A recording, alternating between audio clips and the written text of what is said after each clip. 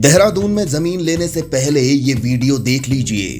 कहीं ऐसा ना हो कि आपने जमीन ले ली लेकिन वो मिली ही नहीं। देहरादून के कई इलाकों में जमीन की खरीद बिक्री पर रोक लग गई है। आप भी जानिए कि किन इलाकों में जमीन खरीदना अब मुश्किल हो गया है।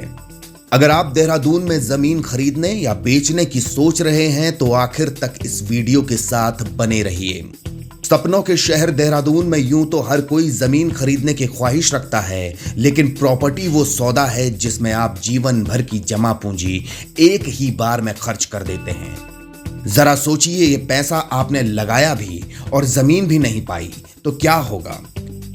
दिल और दिमाग पर मानो टनों का बोझ महसूस होने लगता है। इसलिए जरा संभल कर। यहां ध्यान दीजिए कि देहरादून के कई क्षेत्रों में पहले चाय बागान हुआ करते थे। जो चाय बागान कभी देहरादून की पहचान हुआ करते थे, वहां अब कंक्रीट के जंगल नजर आते हैं।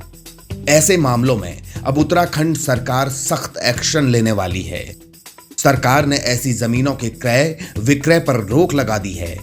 ऐसा आखिर क्यों करना पड़ा, जरा समझिए। लोगों ने जमीन को चाय बागान बताकर इस पर सीलिंग से छूट ली थी। अब जमीन मालिक इसका सौदा कर रहे हैं, जो कि नियम के विरुद्ध है। शिकायत मिलने पर अपर जिलाधिकारी प्रशासन ने एक्शन लिया। जमीनों के क्रय विक्रय पर रोक लगाने के आदेश दिए गए। देहरादून की करीब 11 एकड़ जमीन कार्रवाई के दायरे में आएगी। देहरादून के Zaminpur, Atanbagh, Raipur, Nathanpur, Ambari, Jiwangarh, Enfield Grant, Raipur, Arcadia Grant, Harbanswala, Malukawala, खेमादोज, Mohkampur Khurd, Banjarawala Mafi, east home town और लाडपुर में चाय बागान की जमीन है। 1975 के बाद चाय बागान वाली भूमि को बिना सरकार की अनुमति के परिवर्तित नहीं किया जा सकता। इसका क्रय विक्रय दंडनीय अपराध है। इनमें 2 साल तक की सजा और जुर्माने का प्रावधान है। सुनने में यह भी आया है कि प्रतिबंध के बावजूद इन जमीनों का सौदा हो रहा है। रजिस्ट्री और दाखिल खारिज हो रही है।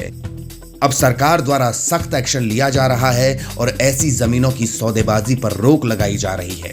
इसलिए आप भी इन इलाकों में जमीन खरीदना या बेचना चाहते हैं तो जरा संभल कर। ब्यूरो रिपोर्ट, राज्य समीक्षा।